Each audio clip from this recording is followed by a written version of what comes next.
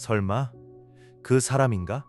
목소리가 들려온 방향으로 고개를 돌리자 새하얀 머리칼과 눈썹, 수염까지 눈처럼 흰 노인이 그를 바라보고 있었다.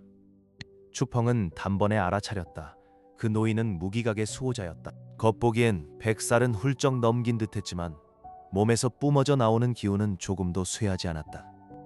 경고는 해두마. 저 무공은 내가 감당하기엔 너무 어렵다. 조언은 감사드립니다. 하지만 저도 생각이 있습니다. 추펑은 공손히 폭언을 올린 뒤 곧장 안으로 걸음을 옮겼다. 노인은 그런 그의 뒷모습을 보며 고개를 저었다. 허허, 또 허세만 앞선 녀석이로군. 그는 추펑 같은 제자들을 수도 없이 봐왔다. 자만심에 차서 무리한 길을 택했다가 끝내 실패하고 무너지는 이들. 운이 좋으면 제때 물러나 잘못을 바로잡지만 한 번 길을 잘못 들면 앞날 전체를 망쳐버리는 경우도 적지 않았다. 그래서였다. 새로 들어오는 제자들을 볼 때마다 그는 늘 선의로 한마디씩 던졌다. 혹시라도 잘못된 길로 빠지지 않기를 바라는 마음에서였다. 추펑은 3층을 천천히 둘러본 끝에 마음에 드는 비급 한 권을 집어들고 다시 노인 앞으로 돌아왔다. 노인의 시선이 비급 위에 멈췄다. 그 표정엔 대놓고 의문이 담겨 있었다. 정말 마영장을 익히겠다는 거냐? 예, 비급에 적힌 설명은 읽어봤느냐? 읽었습니다. 그걸 보고도 이걸 고르겠다는 거냐? 이건 무기각에서 가장 익히기 어려운 무공이다. 노인은 도무지 이해할 수 없다는 듯 추펑을 바라보았다. 하지만 추펑의 미소는 여전했다. 다만 그 눈빛만은 날카롭고도 단호했다. 전 이걸 배우고 싶습니다. 요즘 애들은 제 분수를 모른단 말이지. 노인은 한숨을 내쉬면서도 결국 추펑의 등록을 맞춰주었다.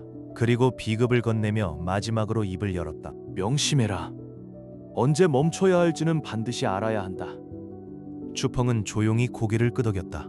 노인은 여전히 그를 못 믿어했지만 추펑은 오히려 그 노인에게서 책임감 강한 어른의 모습을 보았다. 그때였다. 추펑이 막 몸을 돌리는 순간 어깨를 움켜쥔 채 지나가는 낯익은 인물이 눈에 들어왔다. 두안위시안이었다. 안색은 잔뜩 일그러져 있었다. 추펑은 그와 그리 가까운 사이가 아니었기에 대수롭지 않게 넘기려 했다. 하지만 곧 뒤편에서 들려오는 낮은 수군거림이 그의 걸음을 붙잡았다. 저거 두안이시안 아니냐? 난 진작 사단 무공을 손에 넣은 줄 알았는데 왜 또 비급을 받으러 온 거지? 설마 양태뉘한테 사단 무공이 있었던 건가? 못 들었어? 어젯밤 연회에서 내당 장로들이 직접 말했잖아. 사단 무공은 다른 사람과 함께 익힐 수 없다고. 오직 한 사람만 배울 수 있다고. 그 말을 듣고 둘 다 표정이 완전히 굳어버렸지. 시험에서 1등한 건 아니고 40마리의 흉수를 죽인 사람이 따로 있다고 결국 사실대로 털어놨다더라. 그런 일이 있었단 말이야? 그럼 처음부터 왜 진실을 말하지 않았던 거지? 누가 알겠냐. 괜히 이름을 날리고 싶었던 거겠지. 그럴만도 하네. 근데 도대체 누가 1등을 한 거야? 외당에 그렇게 강한 사람이 있었나? 40마리의 흉수라니. 그 안엔 사단 흉수까지 있었다고. 도대체 얼마나 강해야 그런 짓을 해낼 수 있는 거냐? 그 말을 들은 추펑은 고개를 저으며 옅게 웃었다. 그리고 더 이상 신경 쓰지 않고 위층으로 향했다. 그는 지금 하루라도 빨리 수련을 시작하고 싶었다. 4층은 1층과 마찬가지로 사람들로 가득했다. 새로 들어온 제자들이 무공을 고르고 있는 아래층과 달리 이곳에 있는 자들은 모두 기존 제자들이었다. 추펑은 주변을 천천히 둘러보았다. 이곳을 층이라 부르긴 했지만 차라리 거대한 수련장이라 하는 편이 더 어울렸다. 적어도 1000명은 넘는 제자들이 같은 박자로 몸을 움직이고 있었고 사방으로 울려 퍼지는 기압은 공간 전체를 뒤흔들고 있었다. 그 광경은 실로 장관이었다. 곳곳에는 자동 기관으로 이루어진 수련 시설이 자리했고 개인 수련을 위한 독립된 방도 수없이 마련되어 있었다. 활발한 성격의 제자라면 대수련장에서 남들과 겨루며 서로를 단련할 수 있었고 조용한 수련을 선호하는 자라면 개인 수련실에 들어가 외부와 완전히 차단된 채 방해받지 않고 수행에 몰두할 수도 있었다. 하지만 추펑은 그곳에 머무르지 않았다. 그는 곧장 6층으로 올라갔다. 3층과 마찬가지로 그곳은 훨씬 더 조용했고 수련을 위한 공간 역시 넉넉하게 마련되어 있었다. 추펑은 한 개인 수련실 안으로 들어섰다. 돌문이 닫히고 바깥과의 연결이 완전히 끊기자 그는 방 한가운데 서 있는 기관목 앞에 가볍게 폭언을 올렸다. 곧 저것을 망가뜨리게 될 거라는 걸 그 자신이 가장 잘 알고 있었기 때문이다. 기관목은 강철과 목재를 조합해 만든 물건으로 내구성이 극히 뛰어났다. 공격이 들어오면 스스로 몸을 비켜 피했고 회피 속도 역시 상대의 공격 속도에 맞춰 변했다. 무공을 완전히 숙달하지 못한 상태에선 그것에 흠집 하나 내는 것조차 쉽지 않았다. 그래서야말로 수련용 표적으로 이보다 알맞은 것이 없었다. 마영장, 바람의 힘을 이용해 허공의 장인을 형성하고 그것으로 적을 타격하는 무공. 추펑은 비급의 내용을 끝까지 읽어내린 뒤 기관목 앞에 섰다. 다음 순간 그의 손이 앞으로 뻗어나갔다.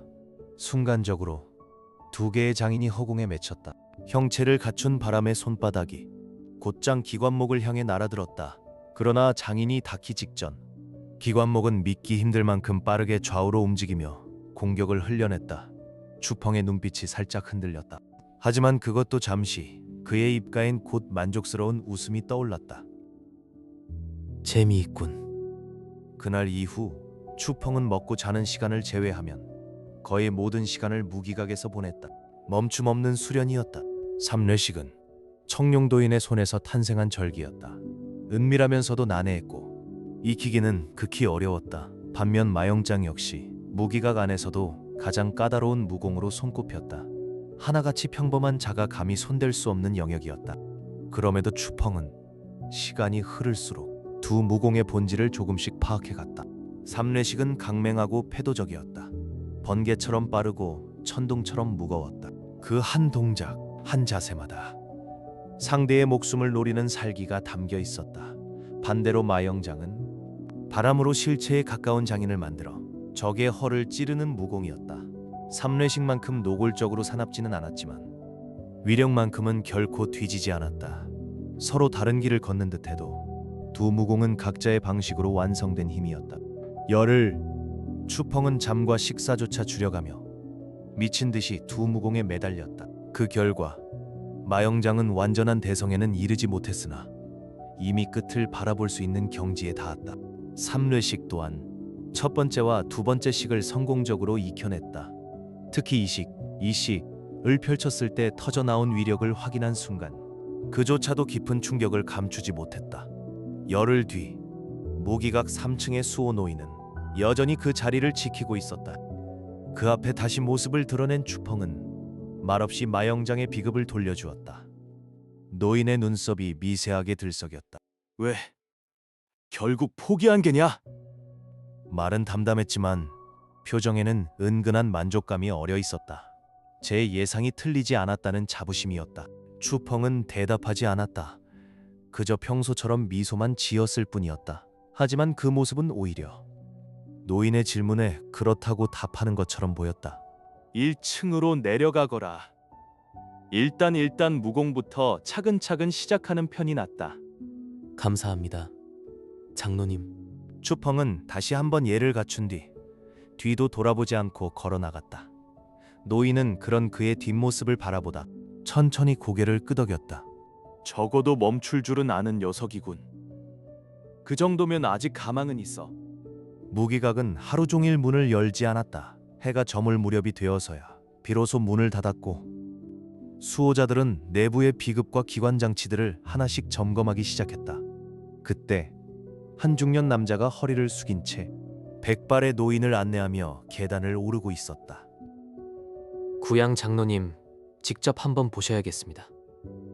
이렇게까지 강한 제자는 저도 오랜만에 봅니다. 내가 직접 확인할 정도라니. 대체 무슨 일이지? 두 사람이 6층에 도착해 한 개인 수련실 안으로 들어선 순간 공기부터 달라졌다.